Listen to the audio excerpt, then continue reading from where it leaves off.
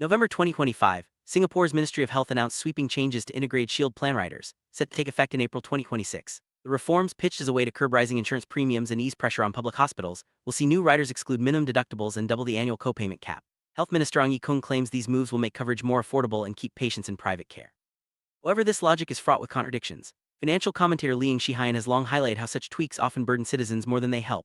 For instance, a $600 annual premium saving is quickly erased by single hospitalization's $3,500 deductible.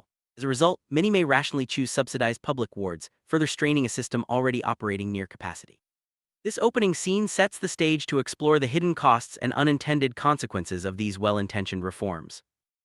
Singapore's healthcare financing is built on a three-layered system: MediSave for personal savings, MediShield Life for basic coverage, and integrated shield plans (IPs) as voluntary top-ups. IPs were designed to bridge the gaps left by MediShield, especially for private hospital bills. Over 70% of Singaporeans now hold IPs, with riders once offering near-total coverage until reforms in 2018.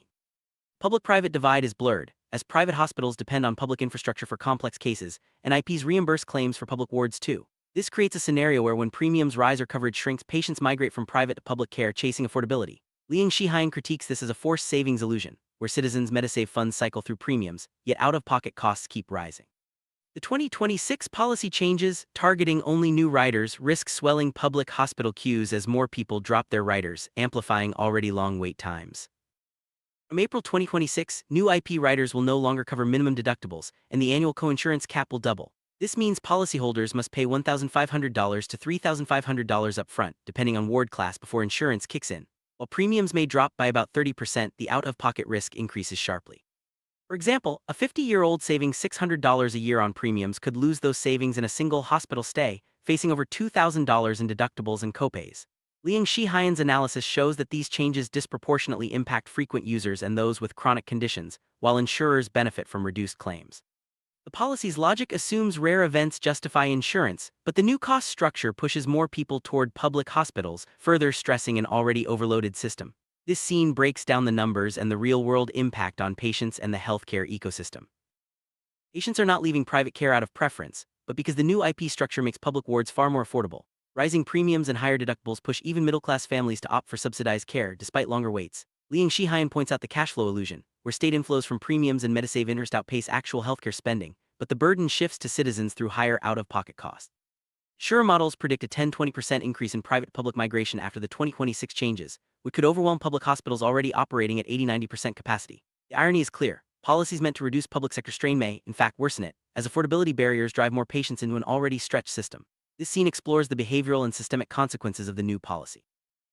Truly benefits from these reforms, insurers gain the most, as deductibles and caps limit their liabilities, allowing them to cut premiums and improve risk pools. The Ministry of Health maintains fiscal discipline, keeping healthcare spending at 5% of GDP without raising taxes. However, patients, especially those with chronic conditions or lower incomes, bear the brunt of higher out-of-pocket costs and longer waits.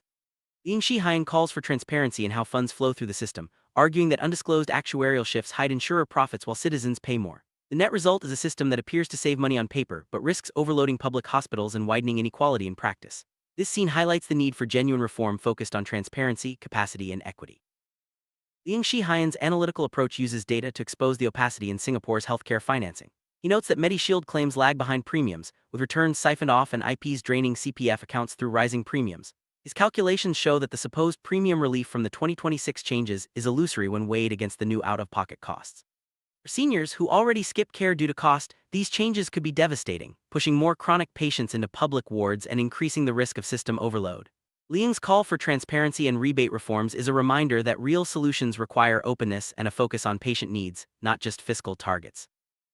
Looking ahead, Singapore faces a rapidly aging population, with 25% over 65 by 2030 and a projected 15% rise in chronic illnesses. Hospital bed capacity lags behind OECD averages, and nurse attrition threatens the system's resilience. Socially, trust in the world-class healthcare system is at risk as inequalities widen and the middle class feels the squeeze. Deferred care today could mean higher emergency costs tomorrow.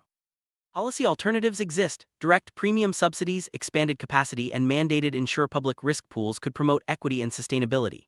Liang Shihan's vision of genuine affordability and transparency offers a roadmap for reform that prioritizes patient access and system resilience over short-term savings.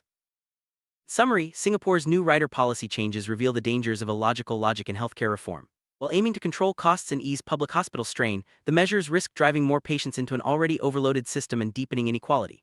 Lungsha Hun's analysis underscores the need for transparency, capacity expansion, and a genuine focus on equity. The future of Singapore's healthcare depends on moving beyond fiscal optics to real, sustainable solutions that protect both the system and its people.